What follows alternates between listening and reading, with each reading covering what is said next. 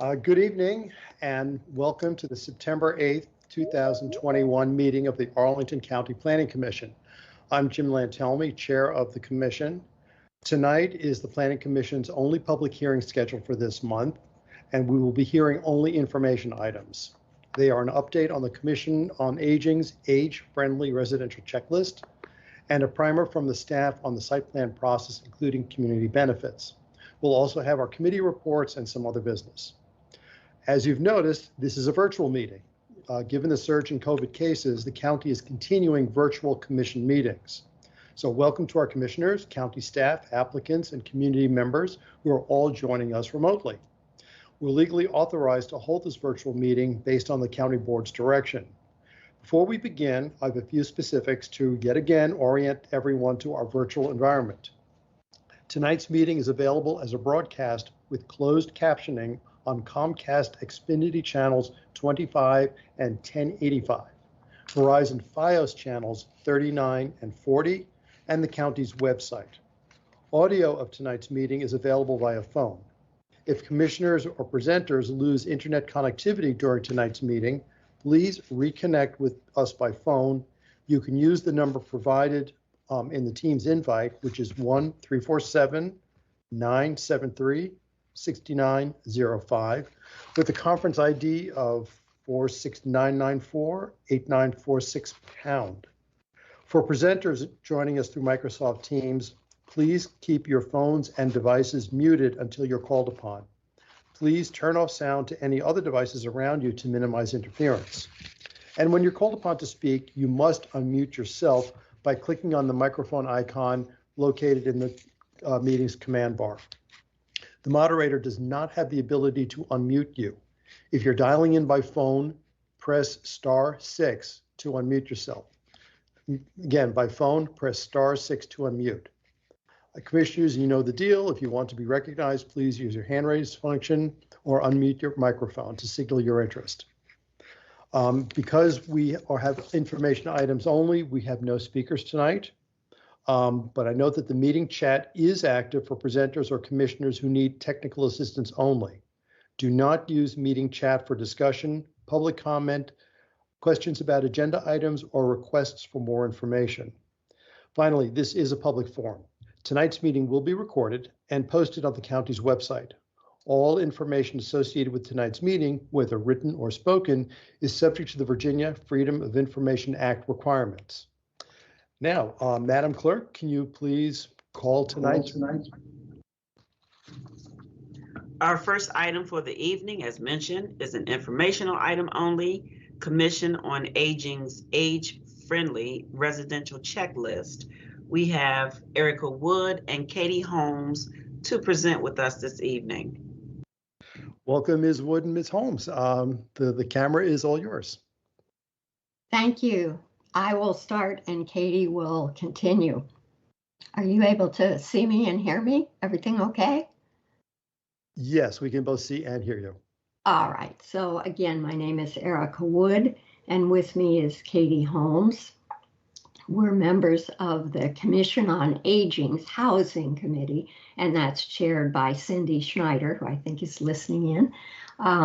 I've served on the Housing Committee for many years, and Katie is what they call a Certified Aging in Place Specialist, or CAPS, C-A-P-S.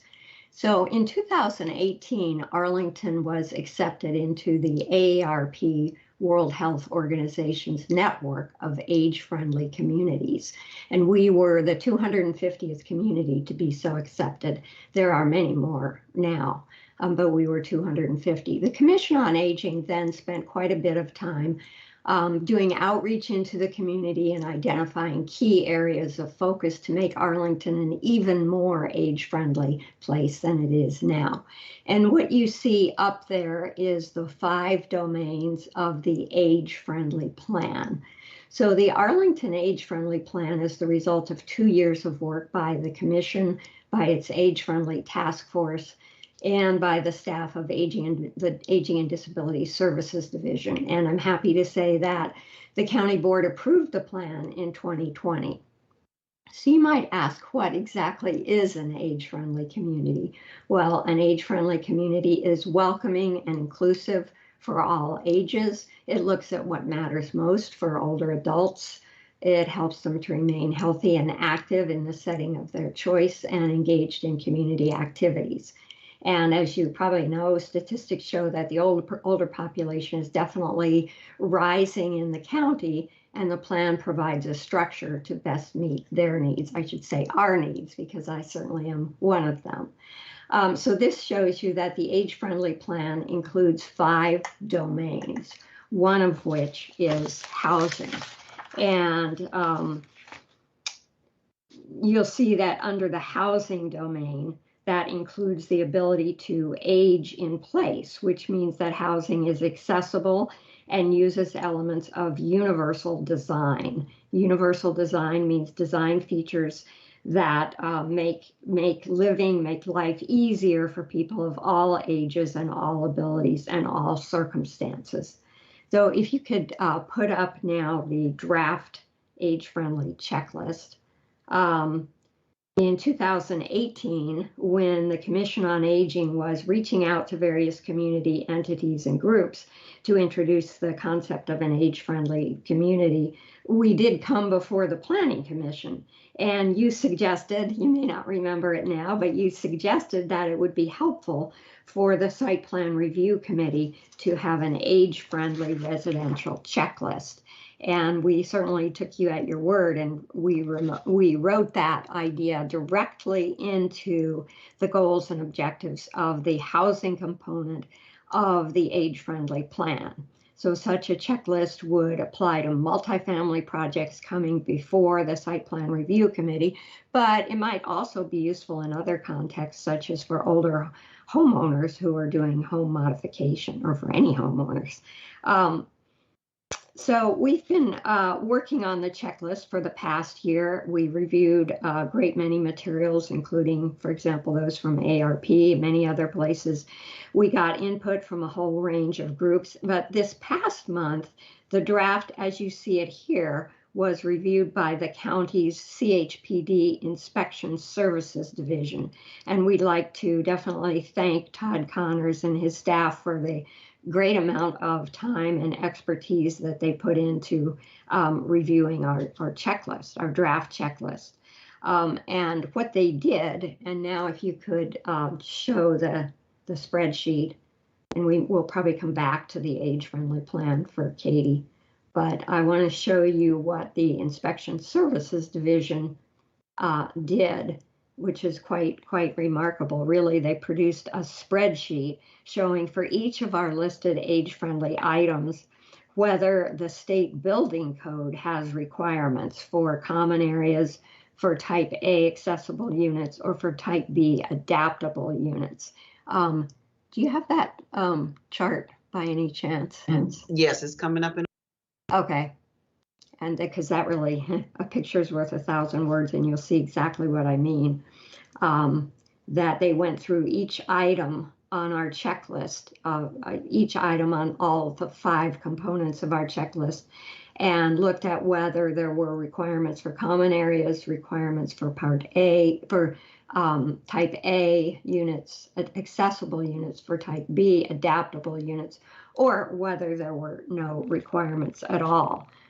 So the idea here really is to see for those areas in which there are only perhaps type A requirements, but not type B, or perhaps no requirements. That leaves a great deal of room and flexibility for adding in plans about age-friendly features and age-friendly design.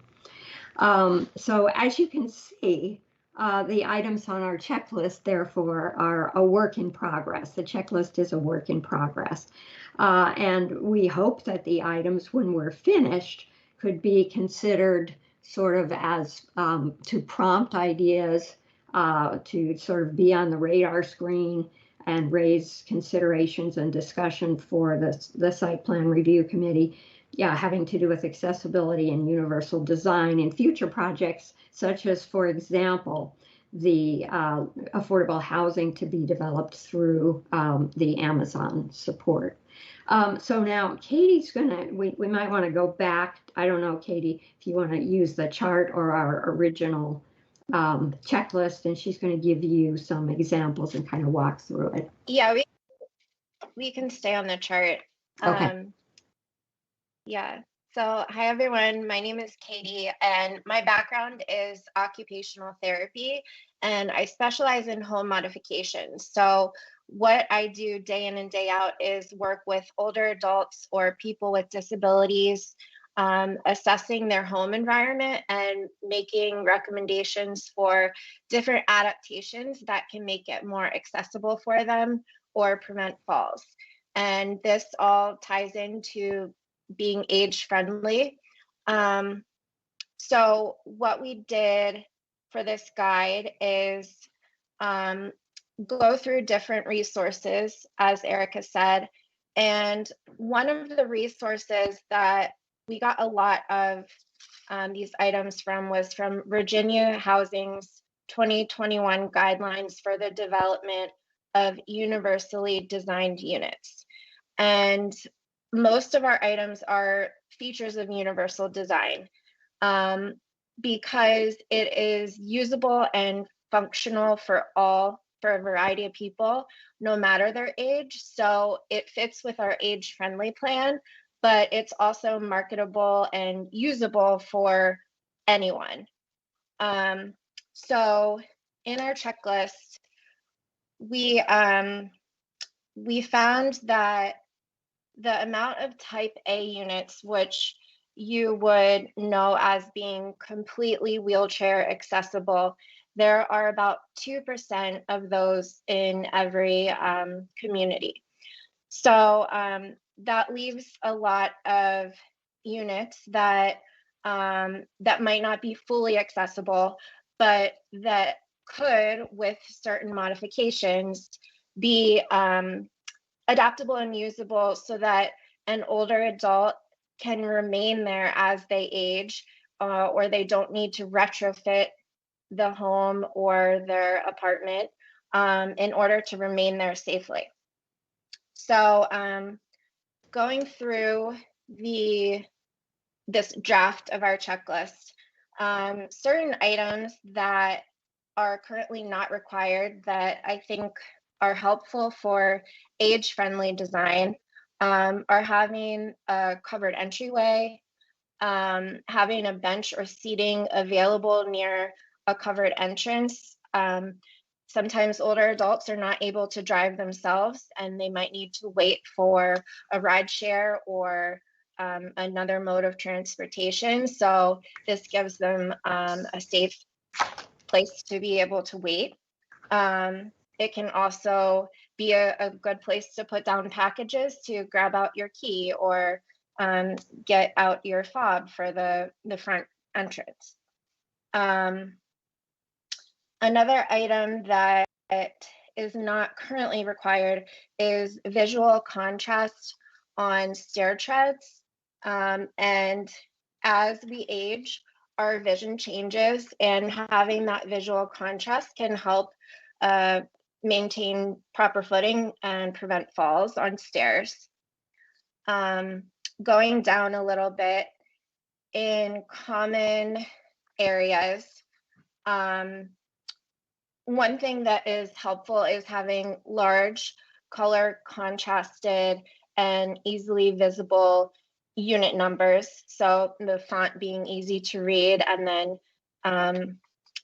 having it, that's helpful for the individual, but also in case of an emergency or a delivery, that's something that is age friendly. If we go down a little bit, having lever style door handles are required in the type A units, but like I said, there are only 2% that are type A. And lever style door handles are helpful for if people have arthritis in their hands and it's difficult to grip a round doorknob. That can be helpful if your hands are full. You can use your elbow to manipulate the door handle and open the door. So the idea of universal design is that all handles can be operated with a closed fist. Then going down a little bit further, in the kitchen, in type A units, front controls on the stovetop are required, but they are not for other units. And that just makes it safer, easier, number one, to reach the controls, whether you're standing or in a seated position, but to avoid reaching across a hot stovetop to turn the controls off. Again, in the kitchen, having lever style faucet handles is helpful because they can be operated with a closed fist, which, like I said, can be helpful for people with arthritis or any coordination deficits or strength issues. Another thing that's not required but is helpful for age-friendly design is having additional task lighting under the cabinets above the stove and over the sink. Having additional lighting is important as we age. Our eyes require more light to see, as we did when we were younger, and this just makes it safer when we're doing our everyday activities like cutting and preparing food. Having a French door or side-by-side refrigerator is required for type A units, but not required for others. It makes it easier to reach more of the shelving. And then multiple work heights of kitchen counters is frequently seen in universal design because someone would be able to, whether they be sitting or standing, prepare at different counter work heights.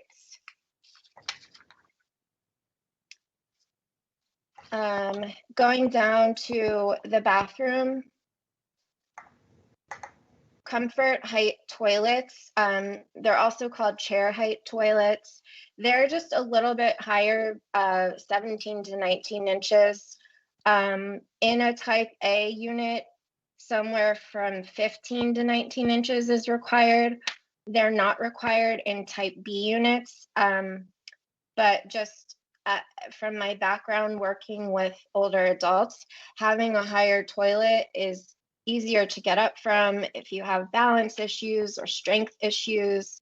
Maybe you have arthritis in your knees or back pain. It just makes it easier. And, that's the whole point of universal design is to be functional and usable for most people.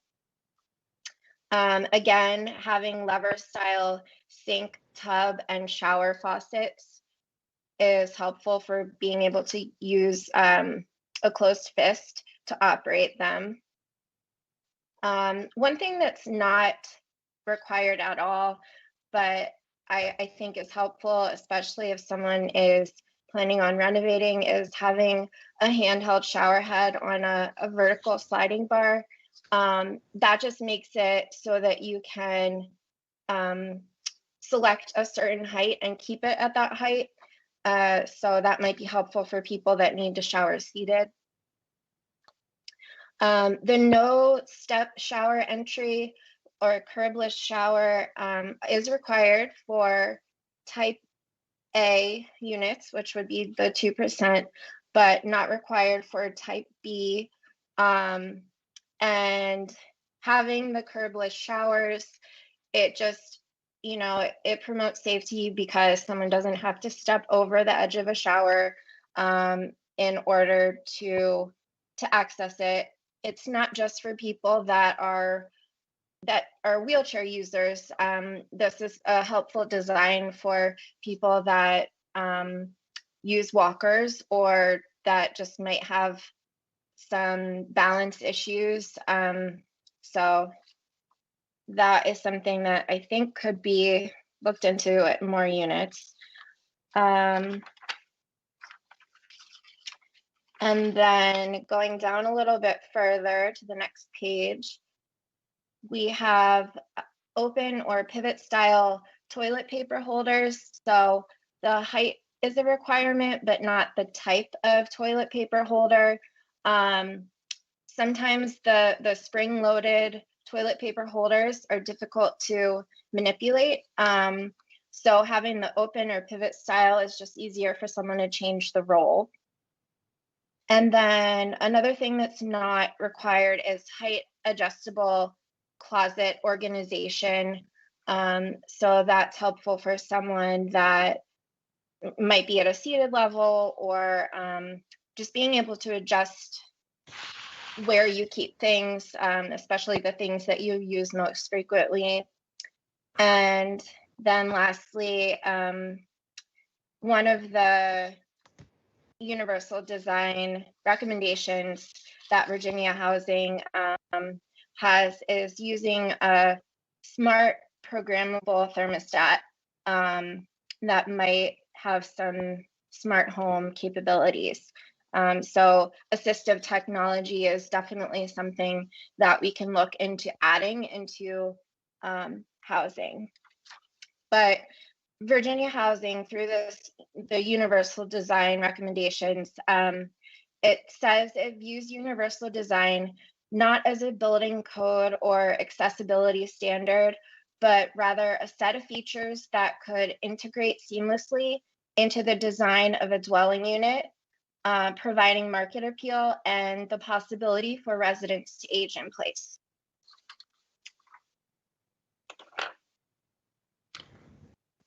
Thanks, Katie. So I'll just conclude by saying, one other item that after we finished the checklist, someone brought to our attention was the need for proper acoustics in common areas, and we'll be adding that, and that is not required elsewhere and doesn't conflict with anything. So that might be an additional item that's very important.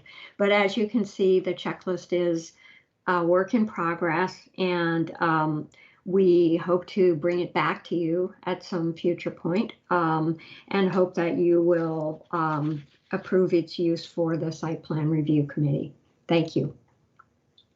Thank you, Ms. Wood and Ms. Holmes. It was a very thorough presentation, and you definitely were answering some of the questions that were coming up in my mind as you went along. This is now before the commission, and do any of the commissioners have either questions or comments for the presenters?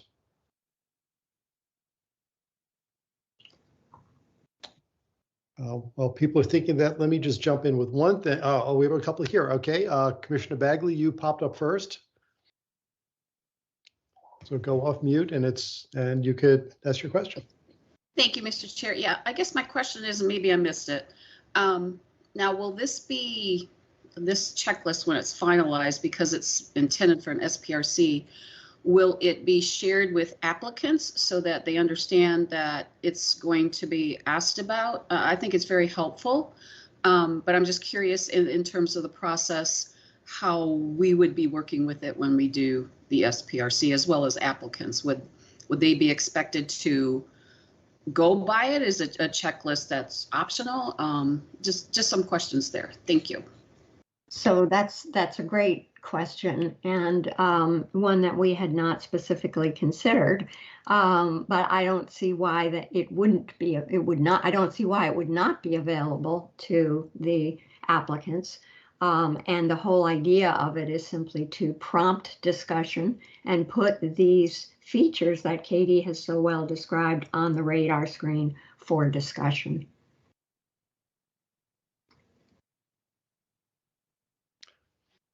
Thank you. Commissioner Peterson. Thank you so much for the presentation. I found it very helpful. I think a checklist like this is a fantastic way for us to be able to see from your perspective what a score would be, and if lots of different groups and commissions in the county had similar scores, it would be really easy to say, from one project to another, how are different projects performing, so to speak.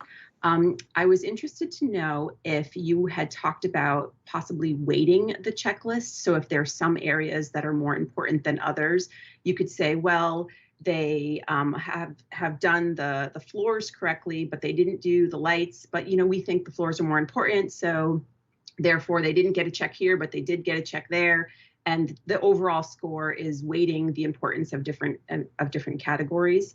And I also was interested to know a little bit more about the fourth column when the staff were reviewing it on, like, they cannot review something or cannot check something.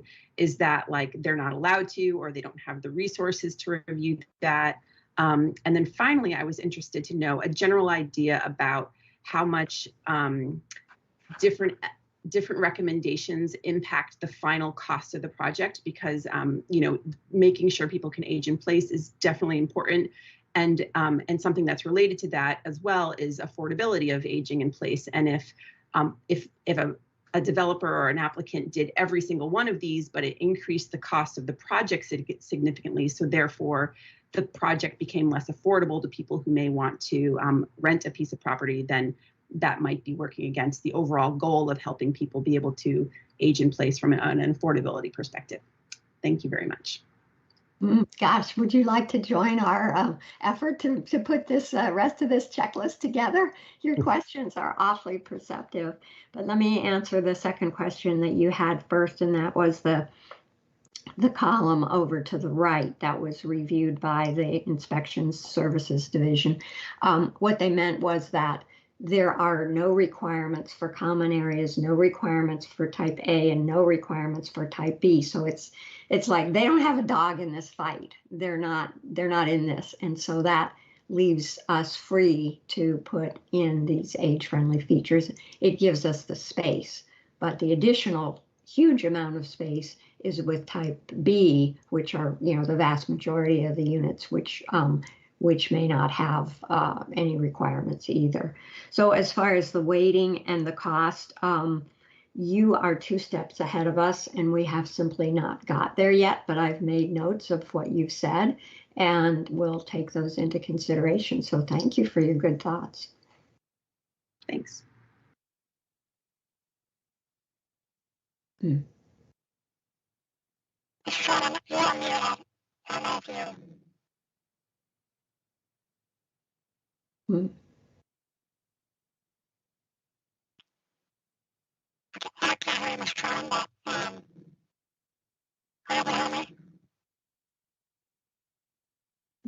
Your voice is distorted, James.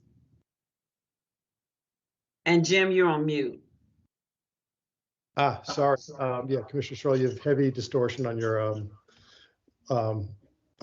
audio. Is that better, Mr. Chairman? Yes, now I can hear you perfectly. All right, apologies for that. Thank you to Ms. Holmes and Ms. Wood for their presentation. One quick question on this checklist you've developed. I'm wondering how or if it's envisioned to be updated as the Virginia building code, the I codes get updated on the 3-year cycles. Again, that's a good question. We're still at ground level on this checklist. But I think if it were to be approved for the site plan review committee's use, we would put in place a mechanism for that updating, you know, once a year or however frequently it seemed most appropriate. And again, I've made notes, and that's a very good question. Thank you. Thank you. Yeah, the state is on a 3-year cycle for updating its codes, so it would not have to be that frequent. Okay. But certainly something to consider. Thanks again for the effort. Thank you. Thank you, Commissioner Schroll. I do have one question.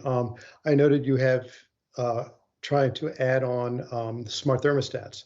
Is it possible that's already covered by the LEED requirements? Katie, do you know the answer to that?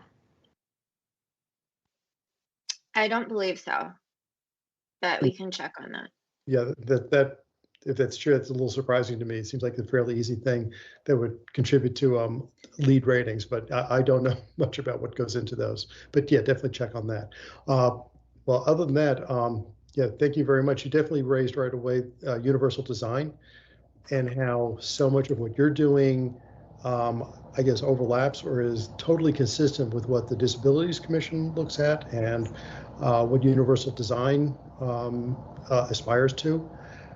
So yes, getting a checklist like this would be very, very useful to applicants, staff, and to the commission. So thank you for your work on this. Thank you. Do we have any other questions, comments? Okay, thank you very much. Madam Clerk, the second item. Thank you. Our second item is also an informational item only. It is the overview of planning and zoning framework for special exception site plan developments. We have our Planning Division Director, Anthony Fuccirelli, to present this item this evening. Welcome, Mr. Fuccirelli. Before you start, I just want to give the commission a little bit of background. This came up, there was actually done for the Lee Highway Alliance. Questions had been coming up among the Alliance as the members of it as to just what are community benefits. And a number of months ago, Mr. Pfeiffer put together a presentation on that, which was very well received by the Lee Highway Alliance members, board of directors.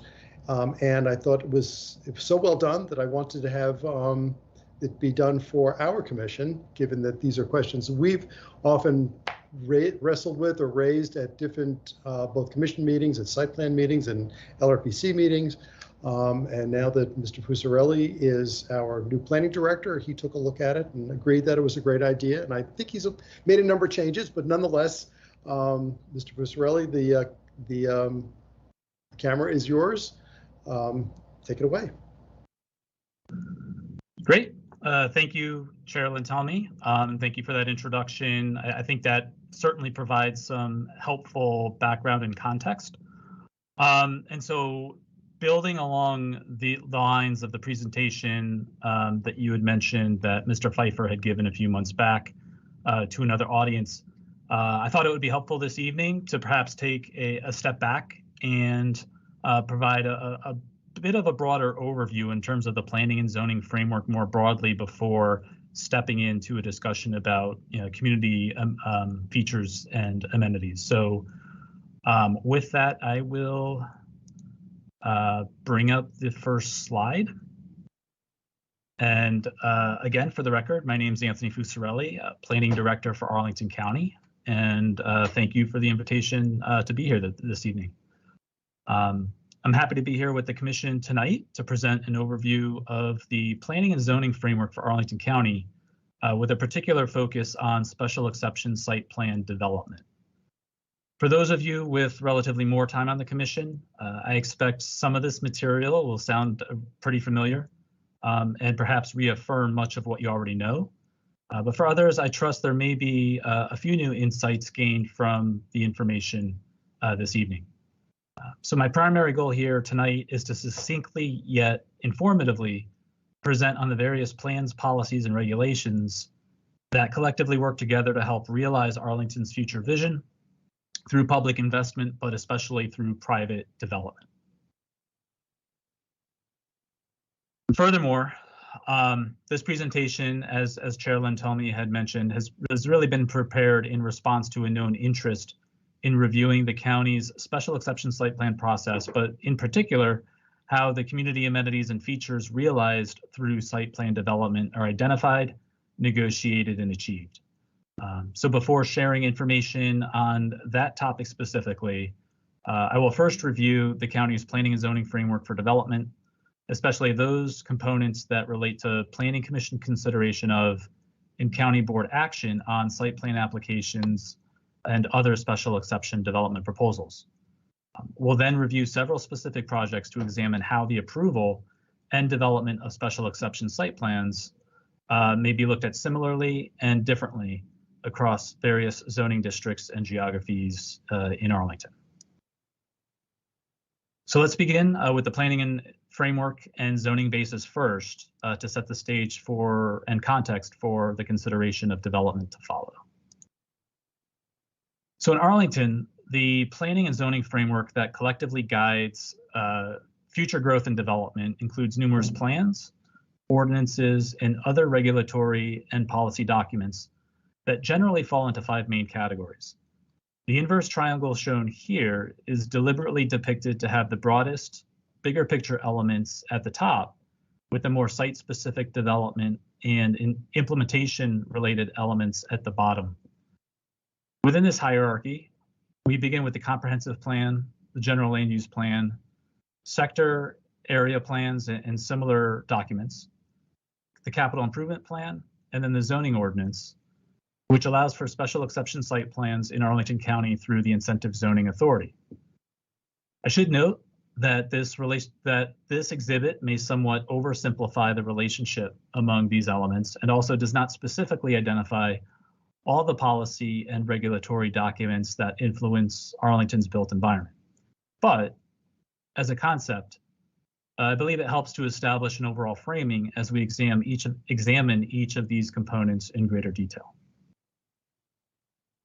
And so by way of background, the Virginia Code requires all governing bodies to have an adopted comprehensive plan, which should be based on careful study of existing conditions and trends of growth and of probable future requirements for its land and population.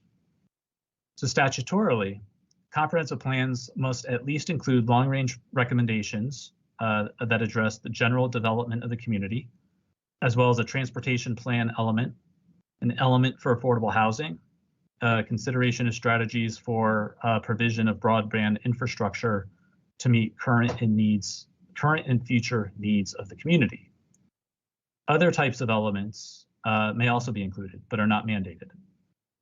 The comprehensive plan is one of the most important decision-making and priority-setting tools is used by the county board, the planning commission, as well as other advisory commissions, and county staff.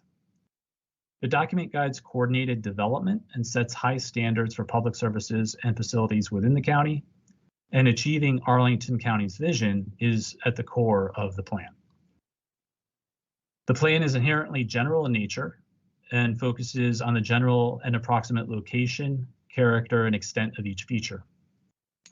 Arlington County's comp plan was first established by the county board in 1960 with 5 original elements, and over time has grown to now include 11 elements, 3 of which have been added in the last 15 years. And by Virginia Code, the Planning Commission is required to review all changes to the comp plan, and the county board is required to approve all changes to the comp plan. In Arlington, the element of the comprehensive plan most directly relevant to the growth and development of the community is the general land use plan, or the GLUP. And as a policy document, the GLUP generally reflects the county board's desired future uses and intensity of uses across the county. It guides county staff review and informs county board actions on decisions related to proposed rezonings and special exception development. In general, the county board should not take legislative actions that are inconsistent with the GLUP, whereas the GLUP is amended over time to address evolving circumstances or changes in policy.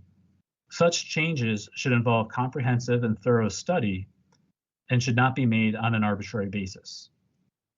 More specifically, amendments to the GLUP are typically accomplished through one of 2 avenues, either by making updates informed by recently completed long-range planning efforts conducted by the county, or through analyses of changes proposed by a specific application, oftentimes by way of a special GLUP study in response to a proposed site plan application. Beyond the GLUP, the county has numerous adopted area-specific plans that support the comprehensive plan and provide a more detailed vision for how comprehensive plan goals and policies can be specifically accomplished in discrete geographic areas. While not technically part of the comprehensive plan, documents such as sector plans, area plans, and revitalization plans are advisory. They're guiding documents that should be respected and followed, especially when considering decisions on special exception development applications, as well as a variety of public improvements. In addition, sector plans and area plans will often have elements that get incorporated into the zoning ordinance, the GLUP, or other elements of the comprehensive plan so as to establish consistency between such plans and a more effective means of implementing the vision and recommendations set forth in those documents. Another element recognized by the Virginia Code, the Capital Improvement Plan, also plays an important role in establishing the future vision and implementing the future vision for Arlington County through the planning, funding, and implementation of public capital projects. Examples of projects addressed in the CIP include transportation and transit investments, parks and public open space projects, various community facilities, and a range of other public projects and infrastructure elements. In practice, many, though certainly not all, projects within the CIP have their origins in previously completed sector plans, area plans, revitalization plans, and other long-range planning efforts. But finally, at the bottom of the triangle, we have the zoning ordinance and map, elements that legally regulate the use of most land in Arlington County.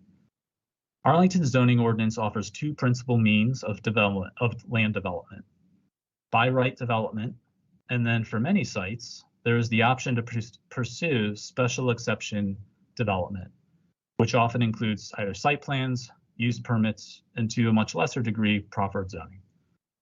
For this review, I'll be focusing largely on the connection between the zoning ordinance and special exception site plans.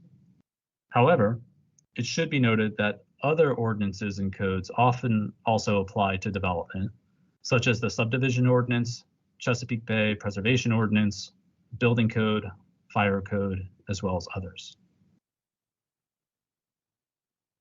Looking back, Arlington has a long and storied history with site plans in the community, and since the early 1960s, has managed the review and consideration of over 460 site plans. The zoning ordinance permits site plan development in approximately 30 zoning districts. However, site plans are much more common in certain districts compared with others. The CO district, for example, one of the county's oldest commercial office mixed-use districts, includes more than 60 approved and/or completed site plans, and these counts are as of 2019, often resulting in either high-density office, residential, or hotel development. Zoning districts created for specific geographies, such as CO Crystal City and CO Roslyn, are expected to see the number of site plans in those areas grow over time as redevelopment proposals continue to pursue the vision set forth in those related plans. So what exactly is a special exception site plan?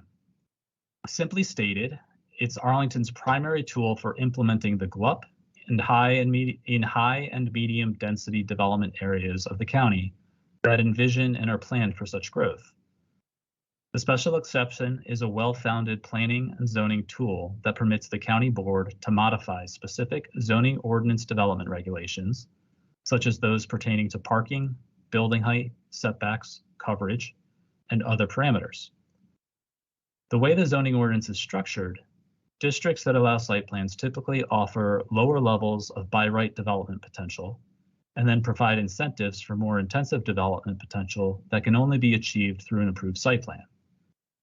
The county board may approve projects where the site plan projects where the impacts of the project and its associated density are mitigated, and in doing so may approve modifications of development regulations and/or bonus density or additional density that may be achieved for projects in accord with adopted plan guidance and the applicable provisions of the zoning ordinance.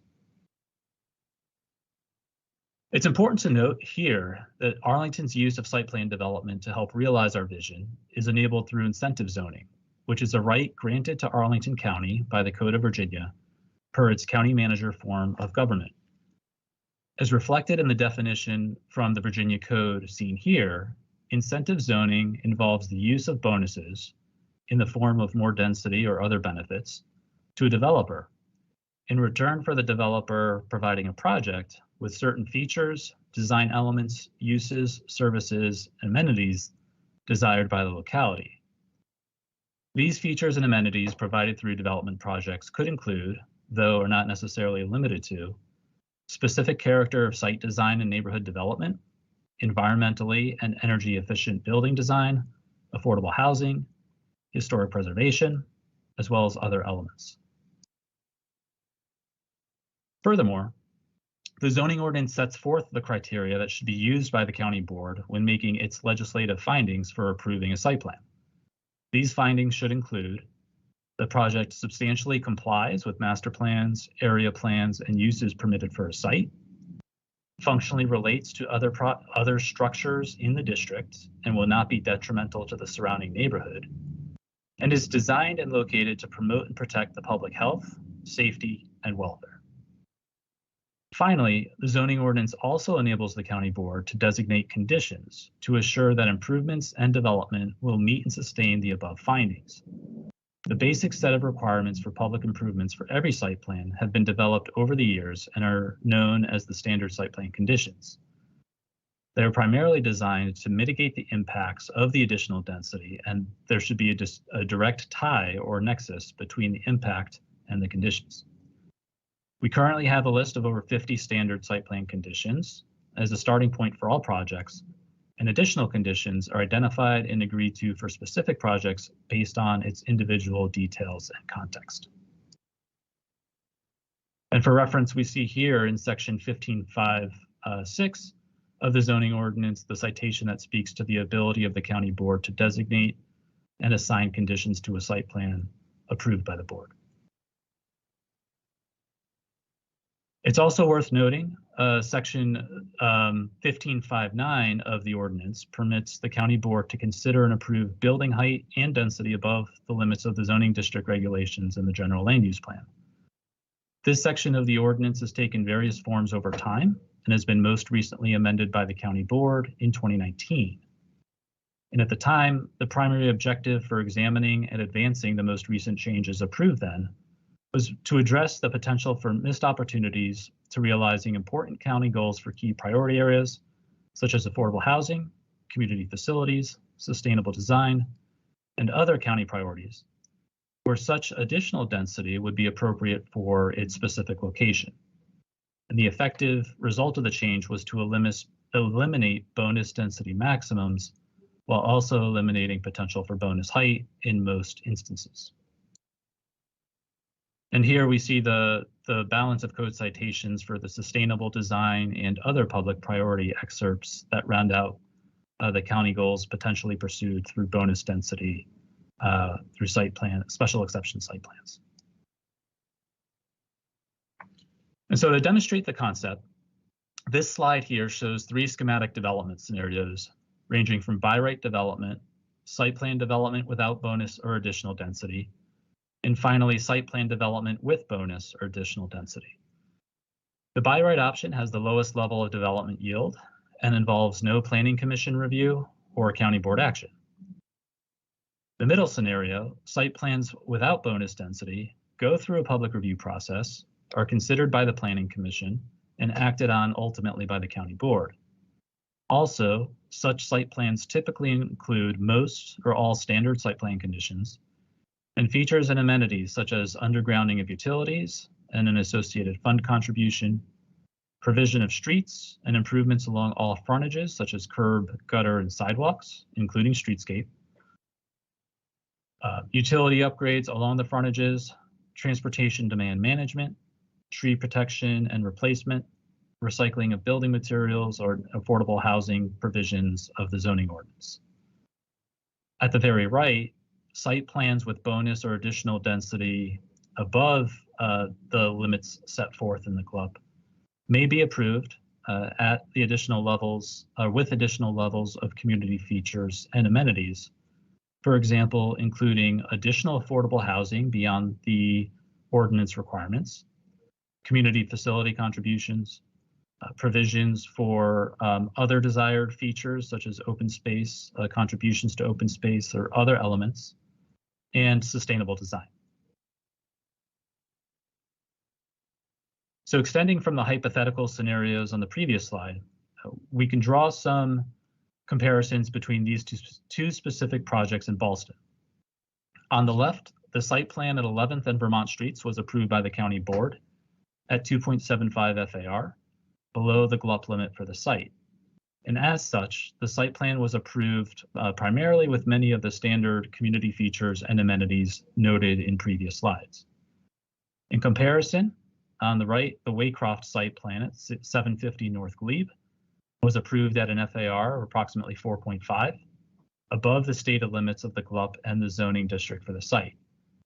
So in addition to the standard features and amenities, in order to achieve the additional density, the project included elements such as LEED Gold certification, 22 committed affordable housing units on site, off-site streetscape improvements and maintenance thereof, as well as an expanded TDM package and traffic signal.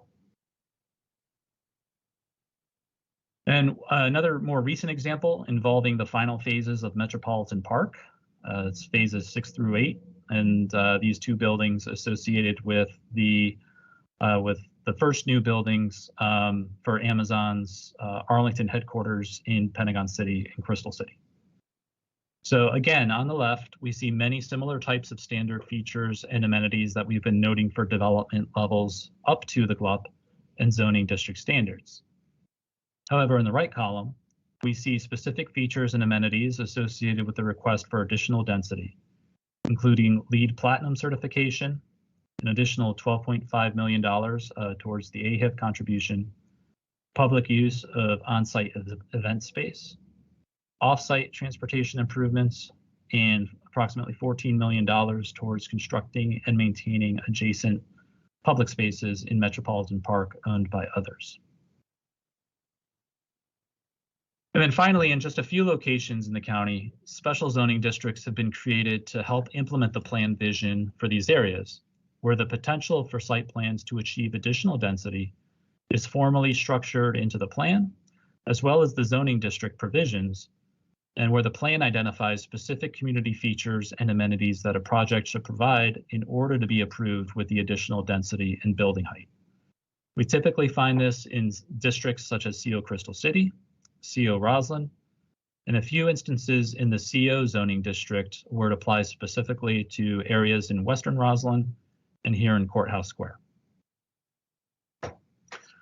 So in the case of Roslyn, the 2015 sector plan was especially clear to differentiate between the types of site plan improvements associated with density up to the stated limits of the GLUP, depending on use, and versus the site plan improvements or expectations, features, and amenities associated with density above those limits. You can see that distinction in the list shown here, with items on the left as being viewed as standard and items on the right being things that would help a proposed site plan project to be approved with additional density and building height compared with the standard zoning regulations. So to highlight one example recently of how CO Roslyn can be involved in specific site plans, let's take a look at the recently approved and under construction Holiday Inn site. So on the upper left, we see a list of community amenities and features generally characterized as standard improvements with the project. Again, the streetscape improvements, base affordable dwelling unit contributions per the ordinance, utility improvements, and similar measures.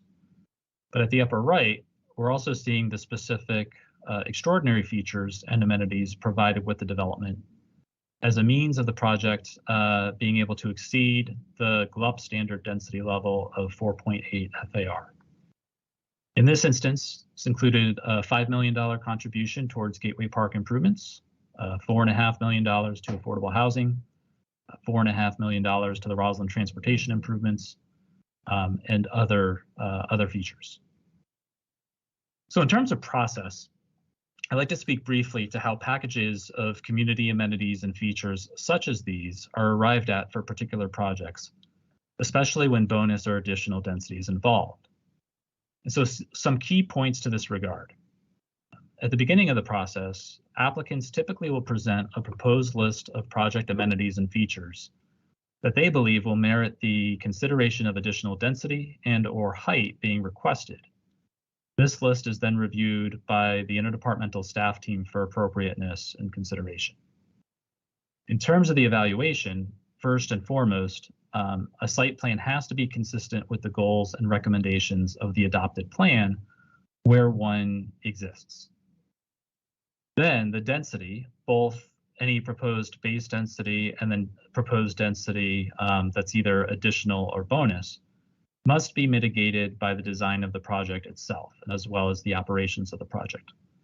So staff, through its review, works hard to make sure that the project will work for the site, as well as fit into the surrounding community.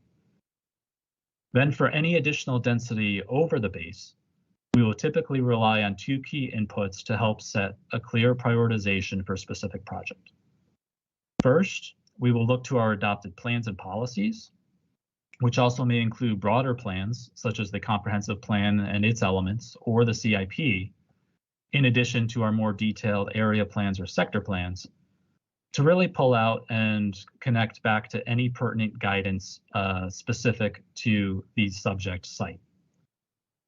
Secondly, we also engage the community throughout the site plan review process for discussion and feedback on these preliminary proposals. Through the Sbrc process, the Planning Commission has the opportunity to provide input on the appropriateness of the additional density, relative priorities of how the proposal complies with adopted plans and policies, and that venue or forum also provides an opportunity for other community stakeholders to provide input as well.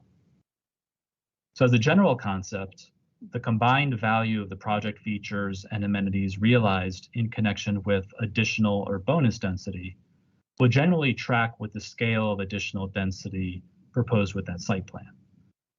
As part of that, there is a density analysis and estimation of value as a starting point for negotiations. During the project review, staff is working to formulate a proposal for the county manager's consideration, which then in practice is negotiated between the manager or designee and the applicant. Then ultimately, all of these pieces come together as the project makes its way in front of the county board. The proposal is then considered for its consideration. As part of that consideration and action on the site plan itself, the community features and amenities package is brought forth as part of that consideration. So beyond special exception site plans, just a few brief notes on a few other related items not mentioned yet regarding transfer of development rights and phase development site plans, both of which have tie-ins to how we apply the zoning ordinance for development to help implement the vision of the county plans and policies. So site plan approvals in instances may include transfer of density between sites when the positioning of that density on the designated site is found to be appropriate, and when doing so, achieve certain public purposes, such as open space, historic preservation, affordable housing, or community facilities.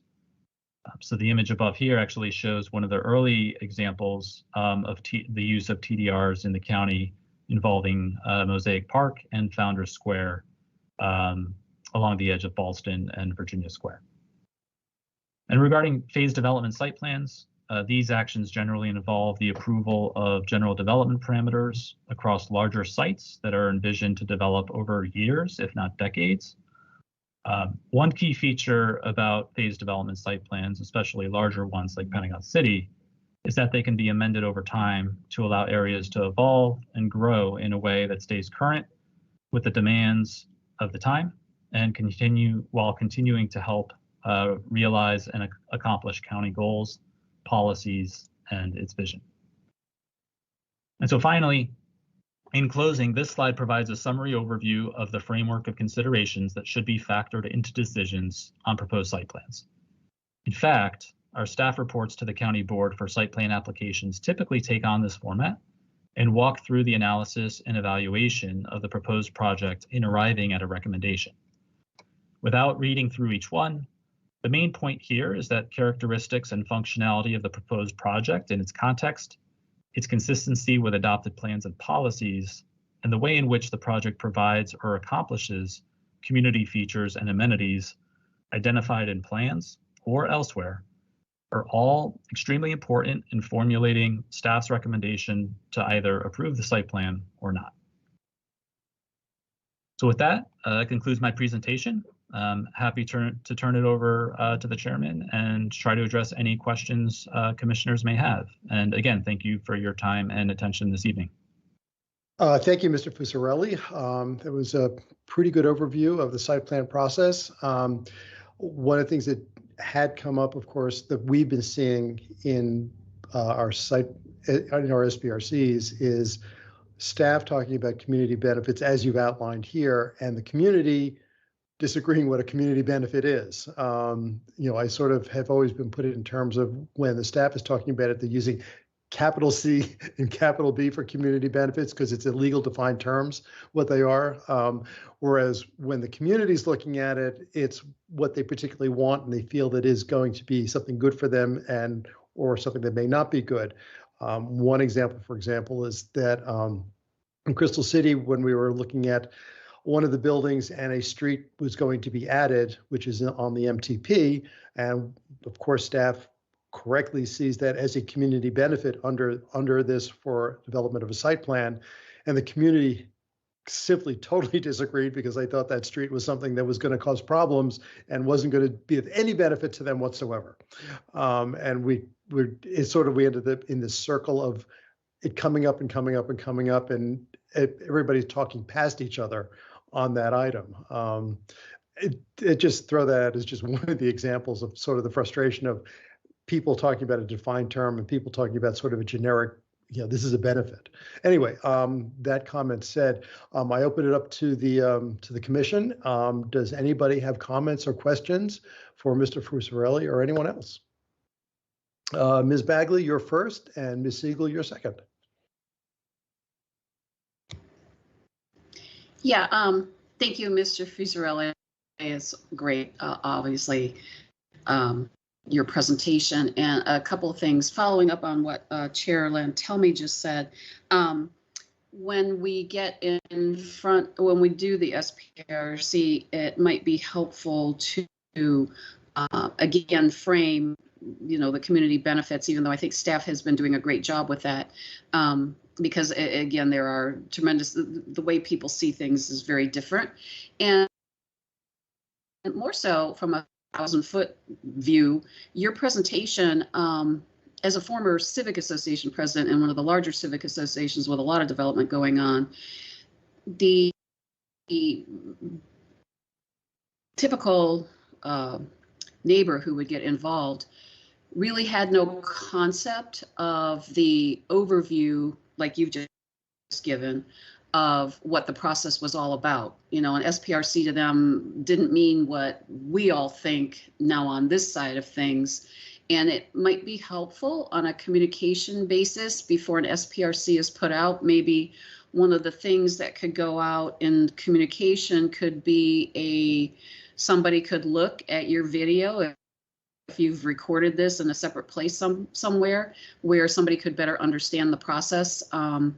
Because I have sensed a lot of times, at least in the past when I was in the different role, and I guess I still see it as a planning commissioner at times, that just some simple communication could probably improve the way folks interact with a process that they don't understand as well as once you get on this side. I didn't understand the process as well, except when I went through it myself in a more leadership role. But I just think that anything that we can do to help demystify and help understand why the process is the process, like you just did, would be helpful. So maybe along the lines of when an SPRC comes out, to better understand an SPRC, please feel free to view this, like your maybe an abbreviated presentation, on a communication basis. So thank you.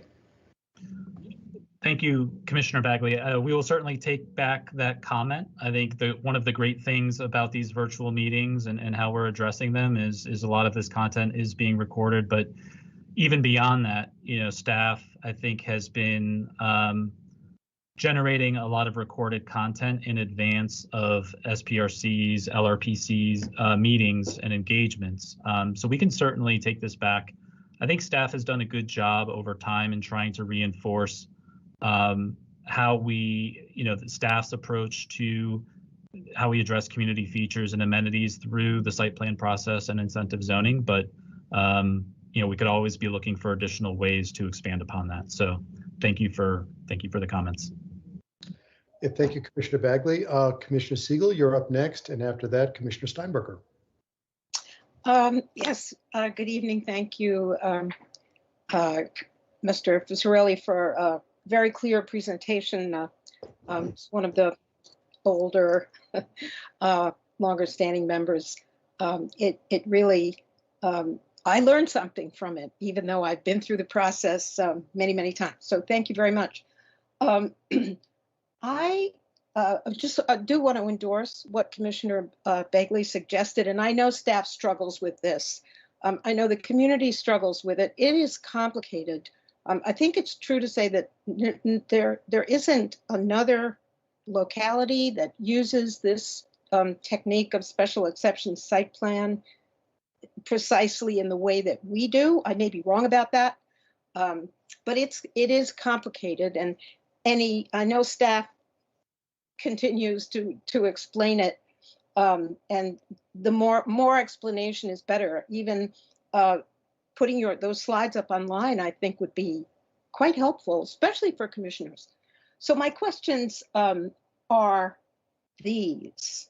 I noted in your presentation you mentioned staff does a density analysis, which is used for negotiation with the developer. I think in the past in SPRCs that I've participated in, commissioners have kind of wanted more information. It would be useful to us as a heuristic device, maybe not. I don't know that I'm asking for an analysis of your analysis or a replication of that analysis line by line for every SPRC we do, but a little more information about what factors go into the density analysis, because that does have to do with valuation. And that does, because we have incentive zoning where we get to our public space and our community feature, you're using the different term, community amenities and features, through working with the private sector, that valuation, I think the more commissioners learn the process, the more they'd like to see those details. So any template you could give us, or any extra information on what factors go into the density analysis, I think would really be helpful. So that's a suggestion. Certainly, we can take that back, and I think I certainly understand the interest there, and we can go back and consider that. I think we have, enjoyed the opportunity to work with the SPRC and other stakeholders to identify key priorities of, right, what are the types of amenities and features, and then sort of really focusing on those conversations in that public forum, and then continuing to sort of kind of work with the applicant on how best all the pieces fit together. So we can take back that comment for further consideration, and perhaps follow up at a later time. Absolutely. The priorities are harvested through the SPRC process, loud and clear. Often the question comes up of how do you evaluate it in dollars and cents, which is, after all, what the negotiation is with the developer. Anyway, so thank you for that. I just do have one more question that would illustrate something for me in terms of the authorities involved. I noticed that in-building wireless is a standard feature required for base density. I believe that's a recent addition to the requirement for base density. One way to frame this question is, how did it come about that in-building wireless is on the base density side and not an extraordinary benefit or a bonus density benefit? I think it's a kind of funny question, but I'm just wondering how you separate those two things out, and that would be a way to ask that question. No, thank you. I mean, I appreciate the question. I'm not sure how much detail I'll be able to get into here tonight, just because I would need to confer with other staff to perhaps provide a richer response. But I will go back to, I think, an earlier point in the presentation where that over time, there's been an evolution in terms of what the standard site plan conditions have been, right? If you go back to the 60s and 70s, some of the early first generation site plans, you could probably count the number of conditions on, 2 hands and a foot perhaps. So, and now we're up to 50 plus. So I think it's an ever evolving dynamic. And again, I think another more recent example of that would be in terms of the Green Building Incentive Program, right? So it's where that program and where the thresholds for that stood 10 plus years ago, that continues to evolve. And so, we could certainly follow up with perhaps a little bit more detail to respond to your question specifically, but I would couch it in that broader context. I wouldn't want to put you to that task. I think the question about the density analysis may be more germane because I've heard a lot of commissioners talk about that. I was just trying to figure out, there's no difference in the authority that the county is granted in determining what is base and what is bonus, right? That is not a legal matter. That is a matter that the county has authority to determine. That's kind of why I asked the question. Is that right? I am not aware of recent changes to sort of the incentive zoning kind of authority and structure that's within the Virginia code that would have recently implemented or affected changes to how we approach site plans. So I would suspect it has more to do with sort of our evolving practices and just kind of the evolving and dynamic nature of site plan conditions sort of growing, changing, and being amended over time as circumstances evolve. That's fine. That's very helpful. I appreciate it. Thank you. Thank you very much. Thank you. Thank you, Commissioner Siegel, Commissioner Steinberger, and then after that, Commissioner Moore.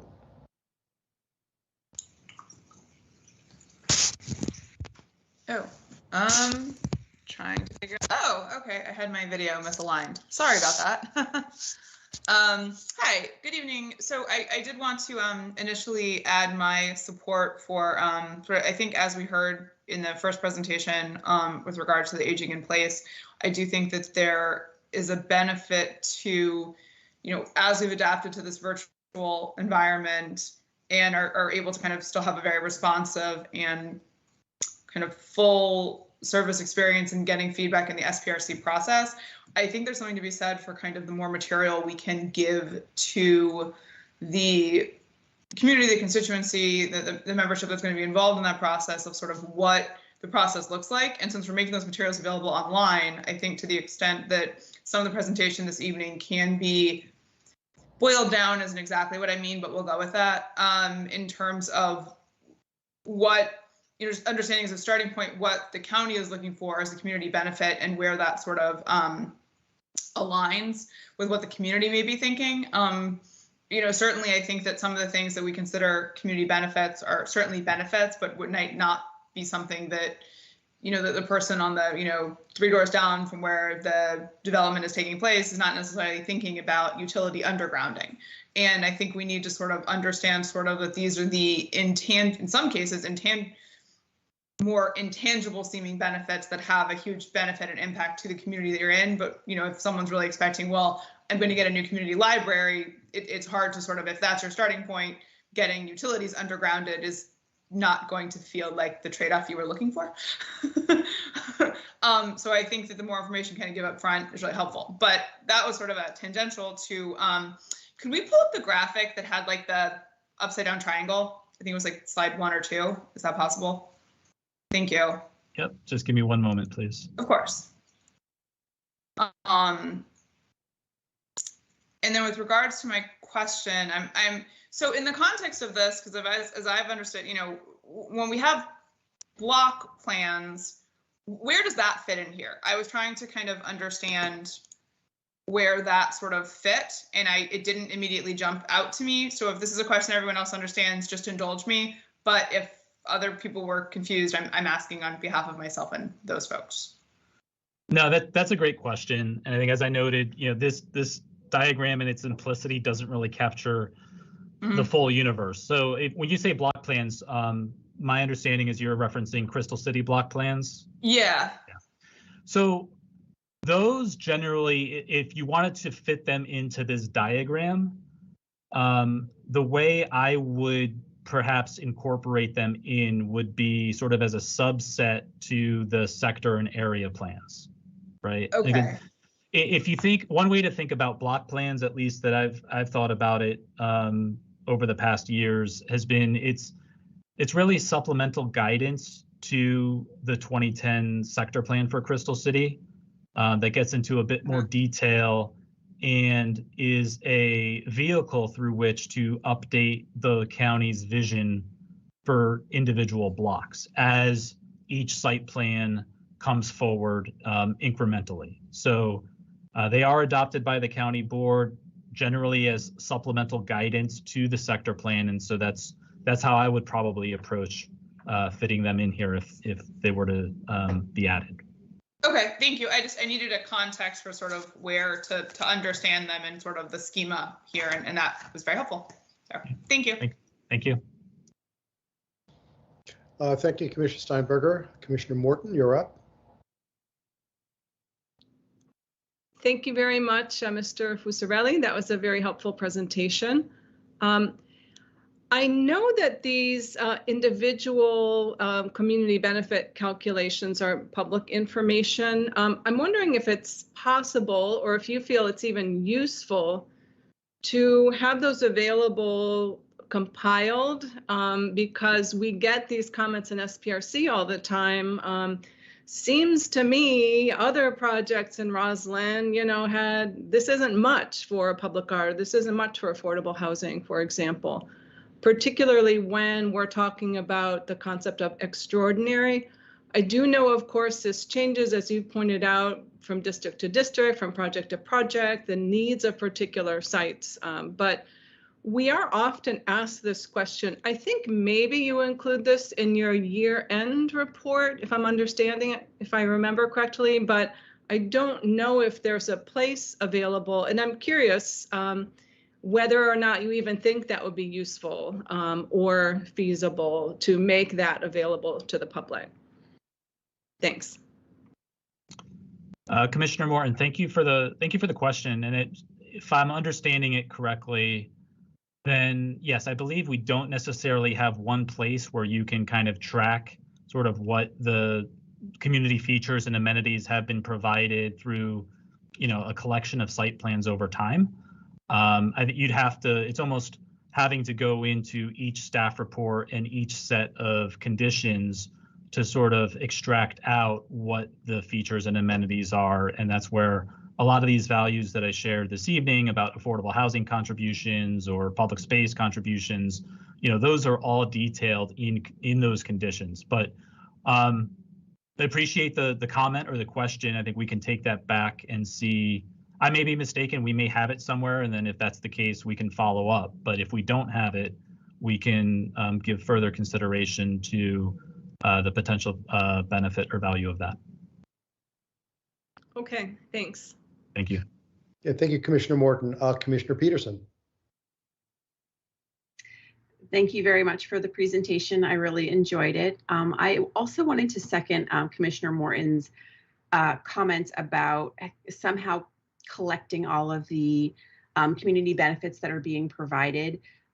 When I was on the audit committee a few years ago, that was actually something that the community had actually asked for because they sometimes felt that the applicants weren't following through with some of their promised benefits, or there wasn't enough signage and people didn't know. And so if the community could find out and remember what the community benefits that were offered in their neighborhood, they could then make sure that they're taking advantage of them. And so I think that maybe we haven't done that in the past, and maybe it would be laborious to go back into the past and find out what has been done. But if there was a way to say, okay, starting from now going forward, we do want to have a way that the community could kind of go back and say, like, well, what is available to us? What are the options for us? This beautiful building that was built, but maybe we think it's too tall. Well, hey, we got this extra space for it. There's, rooms available for us to use for community meetings. And I forgot about that, but now I'm reminded because I accessed the database And I just do remember that was something that had been requested by several commissions and members of the public as something that they had wanted the auditor to look at. I think it was 5 or 6 or 7 years ago, to make sure that they were getting the community benefits that they felt had been promised to them. Commissioner Peterson, thank you for that. I actually, we have Matt Pfeiffer, who's our site plan team supervisor, on the call, and I'm going to ask actually if he might have a little bit more information to share than what I've been able to thus far. So I'll turn it over to Matt. Good evening. Thank you, Anthony. Thank you, Commissioner Peterson. Glad to be here. So we do, actually, to answer your question, we do collect that information and we publish it every year with the PC annual report, where we have a list of the site plans. We have a pretty fulsome table that kind of goes through, the density associated with it, including the additional density and all of the site plan features and amenities that were approved by the board in association with that additional density. What we don't have is kind of that information over time, per se. It's kind of done on an annual basis for the projects approved that year. But what we've been doing is fairly easy information to compile upon request. So as Anthony said, perhaps given this conversation, we can go back and look at, maybe we should, do something more with that information in the future. So thanks. Thank you, Matt. I remember I was walking by a daycare recently and saw they had a playground, and I thought, I bet that's probably open to the public, but I didn't really know how I would verify that. So yeah, I think that would be a great way if citizens had a way of checking. So thank you. Absolutely, thank you. Thank you, Commissioner Peterson. Commissioner Steinberger, you have another question? Yes, sorry, I didn't unmute fast enough. I think that brought up a really interesting point to mind, and apologies for not realizing that some of that information or all of that information was kind of provided on the yearly basis, per site plan. And maybe this is a question again for Mr. Pfeiffer. Is that information, distributed, displayed kind of per project, or is it on a yearly basis, even within the year? Understanding we don't have it, track year to year yet, but even within the year, is it collected in a way that we can say, through site plans, for fiscal year 21, Arlington achieved, X number of acres of open public space, this many utilities were undergrounded. I'm wondering if we should be collecting that information in a whole capacity way when we present it as well, so that we can say kind of in one place what really has been achieved overall. And I didn't know if that was how the information was presented.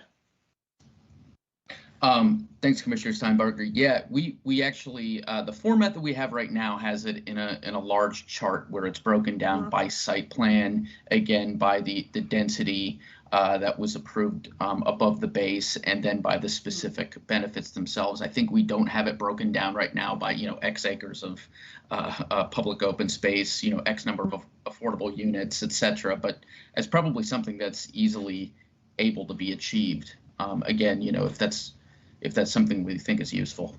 I would proffer that it could be useful and would be a good way to kind of showcase broadly what all of our county staff has been working on so hard. And, commissioners too, but whatever. But I think that would be something that, seeing that information, so it's not piecemeal, but you're seeing it kind of all collected. It doesn't sound like that would be such a sort of, I think, as you said, it would hopefully not be a heavy lift to kind of collect the information in that way. And I think that could be a really nice soundbite. It's not quite the right term, but a really good way to broadcast that information to the community. Because there's a tendency to really focus on the development that is in your neighborhood, that you really care about, that your civic association has had multiple meetings on, what have you.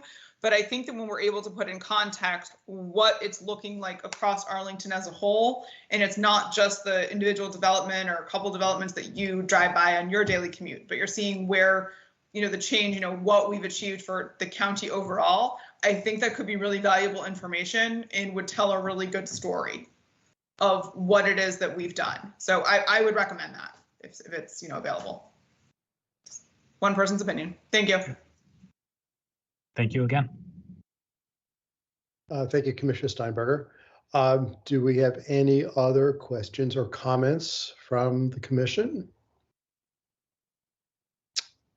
Not seeing anybody. Mr. Fuccirelli and Mr. Pfeiffer, I guess you're done for the evening. Thank you very much for putting that together and agreeing to address us on it. I think this has been very useful.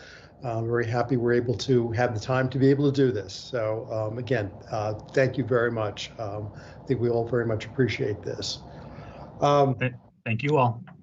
And I think we now can move on to our reports on current matters. First up, Commissioner Morton for the SBRC.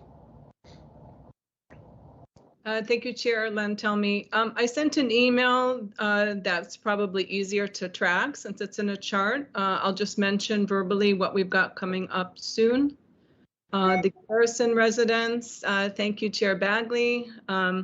We'll have a virtual meeting on September 13th. That's next Monday, I think. And the other virtual meeting that is going on is the Century Center project, which is a minor site plan amendment. Thank you, Commissioner Weir, for chairing that. That should just be a one evening engagement, most likely. We do have an online feedback opportunity going on right now, which is the Wendy site. That's chaired by Commissioner Sarli. Thank you. I think that opened yesterday and will run through the 16th. Probably sometime at the end of the month, the Marbella redevelopment, which is chaired by me, will start an online feedback opportunity. So that's it for me right now. A lot of other things coming up in October and then into the fall. Thanks. Thank you, Commissioner Morton. Commissioner Schroll, do we have anything for the LRPC? Yes, we do. Thank you, Mr. Chairman. So we have two virtual meetings this month. So the first is scheduled tentatively. These are both kind of tentative right now, but tentatively for September 22nd, which is a Wednesday, on the Pentagon City Planning Study. So might be looking to you, Mr. Chairman, and Commissioner Siegel for some help in preparing for and/or maybe helping to lead that discussion, given your participation in that work. And then the other is on September 27th on the missing middle housing study. So staff has been working kind of on that first phase. And I think is going to be kind of coming to us to talk about where they are as they move to the second phase of that study to start to narrow things down. We'll also have some online engagements, kind of the recorded content. So opportunities for both the Clarendon sector plan update and also the Crystal City Heights map study. So those are the updates there. I'd like to pass it over to Commissioner Gearin and/or Sarli to see if there's any update on the other LRPC process for the kind of PDSP work on HQ2. Commissioner Gearin or Sarli? Sure.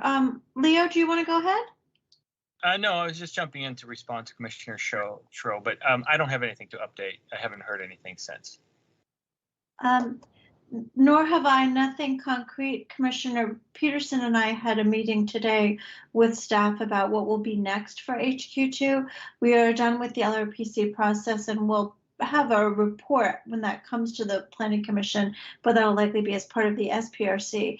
I'll let Commissioner Peterson take the lead on the update on that if you don't mind, Commissioner Schroll. Yeah, it's fine by me. Go ahead, Commissioner Peterson. Thank you so much. So we did have a check-in, and it sounds like we are making some progress on getting prepared for the SPRC. The applicant is working on some changes due to some staff requests, as well as feedback from the community, from the LRPC.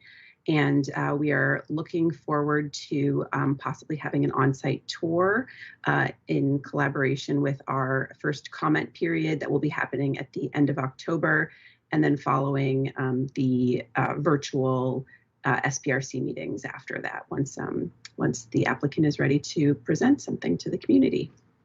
Is there anything else that you wanted to add that you thought I should address? That's great. I don't know, Commissioner Gearin, anything else? No, that's as far as we've gotten on HQ2. Thank you. Excellent. Mr. Chairman, just one other thing that's sort of tangentially related, if I might give a brief update, which is I've been the representative from the Planning Commission to this Route 1 planning study. There's a draft report which came out over the, I believe, Friday, over the weekend. I can circulate that around to folks. You know, if you would like to provide comments to VDOT for that planning study, it's considered several options to hopefully increase walkability and bike ability in Crystal City. Unfortunately, it doesn't look like the draft report really kind of achieves a lot of those goals. It seems very car-centric still, despite lots of good commission feedback from those involved, from the various commissions and other stakeholders kind of advocating for kind of a more pedestrian and bike friendly public realm. But in any event, I will circulate that and certainly welcome any feedback you want to pass along to me, or you know, if you want to pass that along to VDOT directly as well. So thank you, Mr. Chairman. Great. Thank you very much. Clearly, there's a lot going on with LRPC, and definitely send around that Route 1 draft report.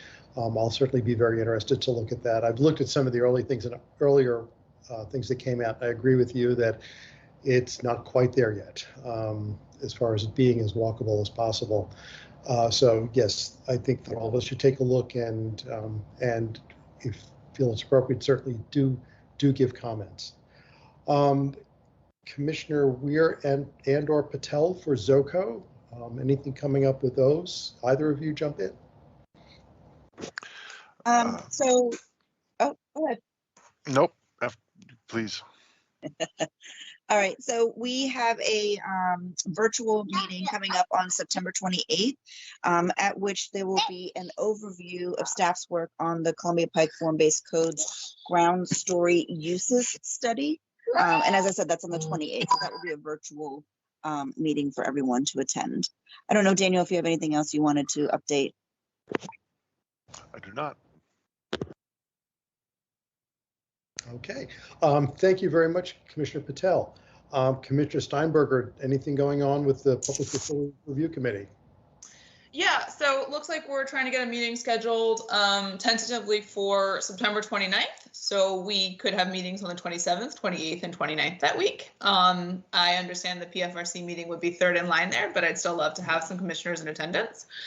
It is a follow-up on the art bus project in Arlington, and some feedback that we've, some additional information that we're, came in kind of late to share and respond to some of the concerns from the Green Valley Civic Association. So stay tuned for that. I think an announcement will be coming out next week, assuming we can keep to that date. Thank you very much. And Commissioner Siegel for the Pentagon City PDSP process. Thank you, Commissioner Lantelmi. I was going to begin by telling you that, as you know, the first draft was put up on the county's project page before the summer recess. And in addition to that, to what's up there now, which is the first draft of the plan, you'll find the transportation information. There's a module and a framework that was used the transportation framework that informs the plan itself. So I recommend that you take a look at that if you haven't already. If you Google Pentagon City Planning Study, that will get you there very quickly. Commissioner Schroll mentioned that the LRPC focus or meeting on the update would be on the September 22nd. I think you know better than I. I'm not contradicting that. I'm just raising the following question. My understanding is that the new draft, which contains comments from the public, would come out on September 22nd. We can have a constructive, substantive LRPC meeting based on the draft plan. And Commissioner Lantelmi and Commissioner Schroll and I will be talking about the agenda for that. But there will be a new draft coming out on September 22nd, which will contain an executive summary that I think will be helpful to knit various of the pieces together. So I just wanted to mention that. Going forward, the commission will be involved with the RTA for the update sometime in October, November. Maybe it's October. I'm not sure of exact dates now, but they will be posted in due course. The update will be reviewed by the Parks Commission, C2E2, Transportation Commission, and other commissions who will provide feedback before the Planning Commission gets to the RT request. The board will do the request to advertise, and then we will look at the final, and then the board will do the final, all of which will hopefully transpire before the end of the year. So that's all I have to say now. Hold this space, take a look at the current draft. And as I say, Commissioner Schroll and Commissioner Lantelmi and I will noodle a little bit about the agenda for that LRPC meeting. Thank you. Thank you, Commissioner Siegel. And actually, we do have later on one more thing we have to vote, of course, on our minutes from our past couple meetings. But before we adjourn and before we move on to that, I want us to pause right now to note that this will be Commissioner Siegel's last Planning Commission meeting. Her term is expiring at the end of this month. And I want to thank her for her service over the past 2+ terms. She has served with distinction as Vice Chair and Chair of this commission. She has been an active participant at all of our meetings, as well as the various LRPC, SBRCs, and ZOCO meetings. She was a chair for a number of SBRCs and for other special matters, such as the Pentagon City PDSP process. I want to note that Commissioner Siegel has brought particular strengths to the Planning Commission. She has a very deep knowledge of Arlington, both physical Arlington and the personalities in Arlington. She understands the importance of design in the public realm. That has come through in pretty much everything she's done. She fully understands the need for mixed uses and the value that density brings to this county. And of course, the need for green, which comes up in almost all of our meetings now. But more important to me than any of those other things is her excellent understanding of community dynamics and her unfailing respect for community opinions, even for those she's disagreed with. She's had many, many accomplishments over the past 8 years, and they're too numerous to get into every one of them. But I think some of them are particularly noteworthy. One, which predated my joining the commission, is Metropolitan Park. I think that, to me, when I've gone around there and she and I have walked it, I think that's a home run. Her shepherding that through, I think it set a tone for the larger Pentagon City, Crystal City area of what an urban community should look like. And those buildings there that do exist now are influencing everything around it. It's, yeah, and that really reflects her attention to design. She walked me through all of the various ways to notice this, notice that, and they all come together very well. And, you know, of course, many people were involved in that, the developers, the staff, but, you know, this was the process that she did. And I think that has to be kudos to her on that. Another thing which I was here for was the rewriting of the Citizens Guide to the SBRC. I think that works very, very well. I think it really gives the community a good feel for what is expected to come out of the SBRC process. It helps us set expectations, what can be done and what can't be done. And I think, and it's written in a way that the layperson understands it rather than legalese. And I think that has, I think it was a great accomplishment of hers. And of course, right now chairing the Pentagon City PDSP review. It's been a very, it's a process that's moved along very quickly, very comprehensively.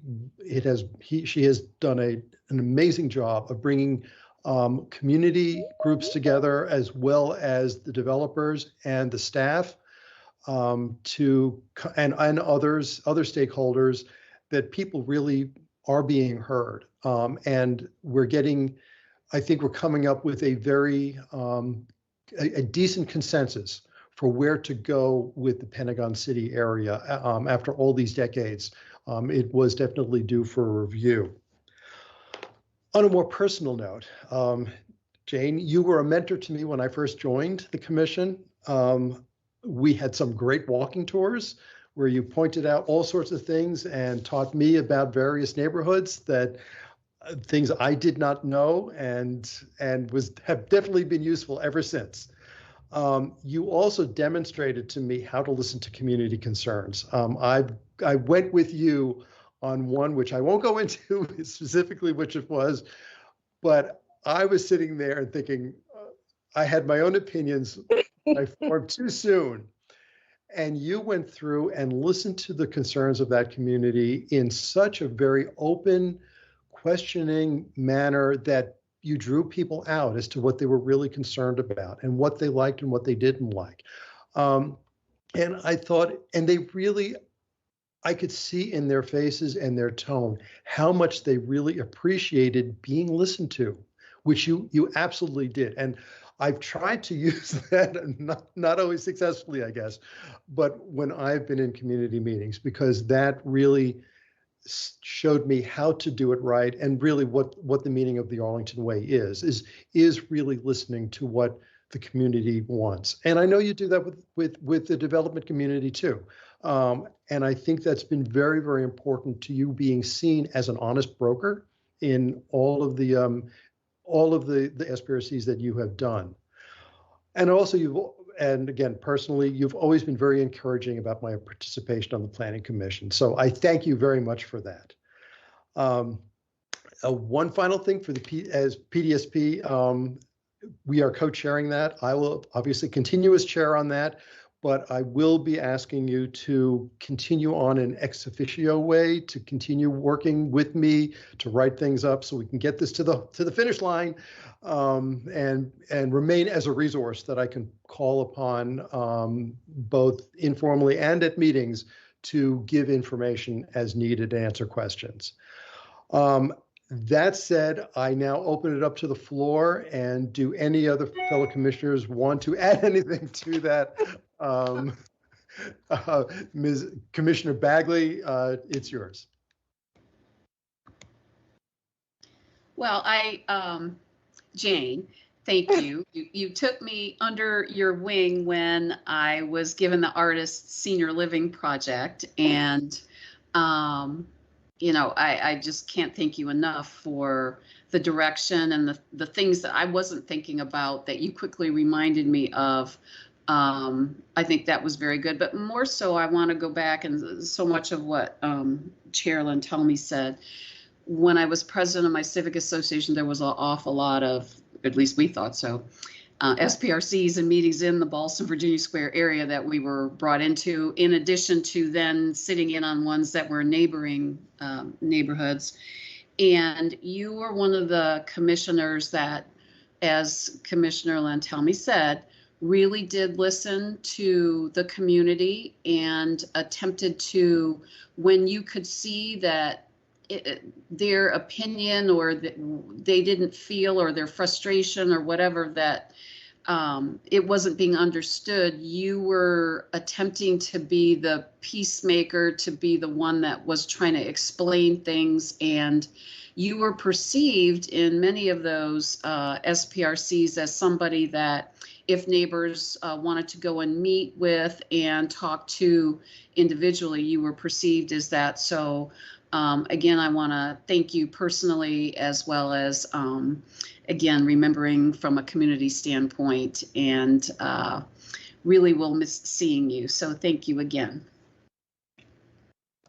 Commissioner Morton.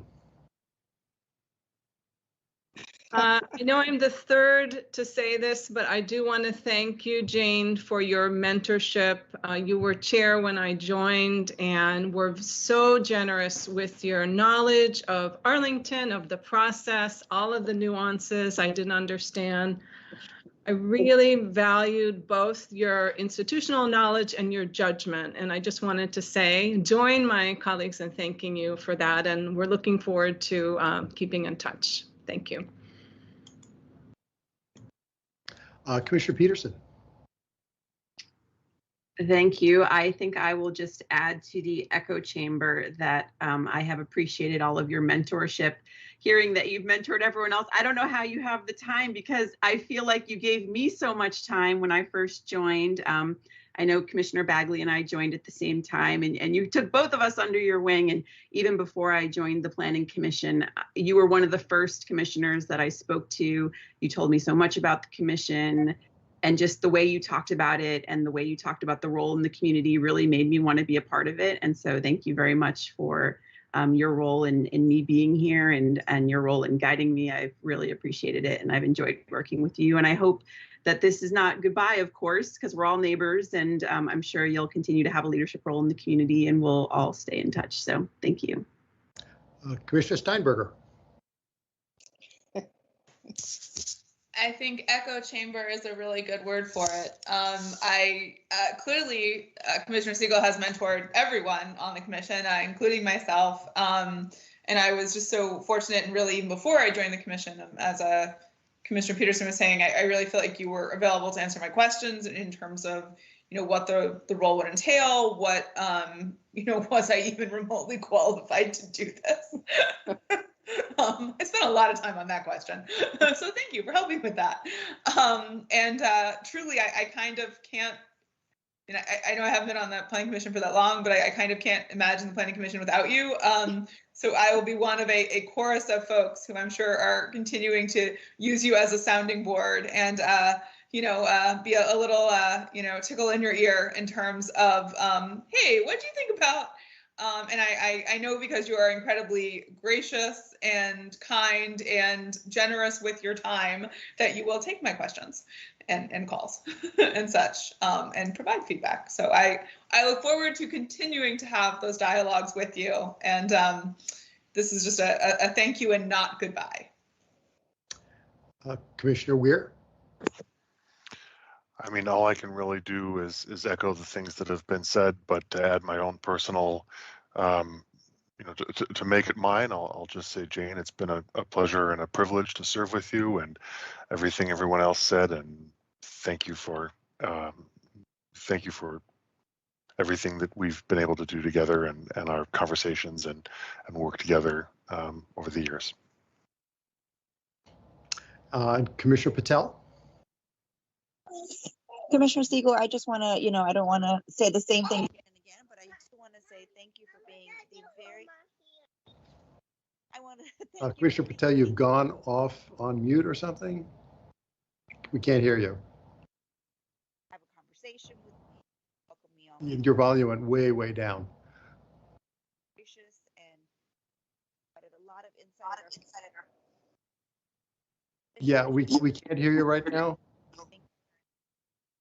Being that person.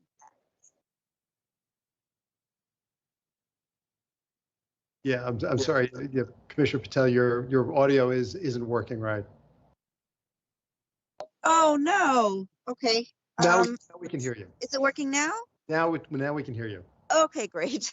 My audio may not have been working because, I also have somebody talking in the background, so I apologize for that. But, Commissioner Siegel, I just want to say thank you very much because you were the very first person to welcome me onto Planning Commission. So I remember our conversation, our meeting, and all the insight you provided just even before day one occurred for me. So thank you very much. I really appreciate it.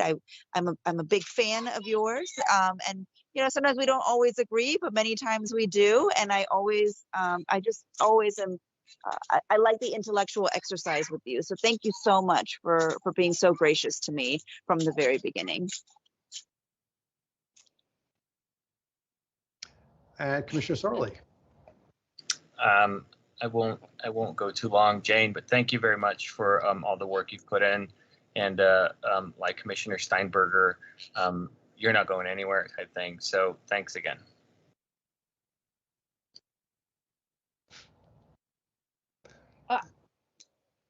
Yours, Commissioner Siegel. I'm absolutely overwhelmed. I'm so glad this is virtual because you can't see me blushing. But you're so lovely to say all those nice things about me. I can't tell you what it means to me. It means a great deal to me to hear that. It's hard work, and we do disagree, and we all come from different perspectives. We're all Arlingtonians. That's what makes us the same, and that's what makes the project important to all of us. But understanding things, and it's hard work. Again, thank you for the goodwill, the good wishes, and the praise. And I do want to say I'm here. I won't be participating in the commission meetings, and that's appropriate. I will be trying to finish this work on the update, and always available to talk about that. And Commissioner Lantelmi and I will bring this one home so that you can do all of the SBRCs that will come along. I do want to say one of the great things about the commission, it's hard, but it's great. And that is that we learn from each other. I learned from you all when you bring a perspective forward, and people have different perspectives. We learn from each other, and that I think is the secret sauce of this commission. And I've enjoyed very much working with every single one of you. I will certainly be around through the end of the year for the update, but beyond that, and if there are anything I can help with, I'm always available. So thank you. You're very welcome, but you can't go yet because we still have one more vote. We have our minutes from the July meeting, and Ms. Johnson, those were circulated, and I did make a number. We did get some changes. Those have been made. Yes. Thank you. Do we have, and which minutes are we talking about right here so I can get them right for our motions? July 6th. July 6th. Did we ever vote on the June meeting minutes? Yes. We did. Okay, great. April, May, and June. We did all those three together. That's the way it worked. Yes. Okay, thank you. I just want to confirm that. Sure. Do we have a motion for the July 6th meeting minutes? Commissioner Peterson. Chairman, I just wanted to point out that I sent 2 edits to Ms. Johnson earlier this evening. My name was missing from the attendees, and I knew you already pointed this out.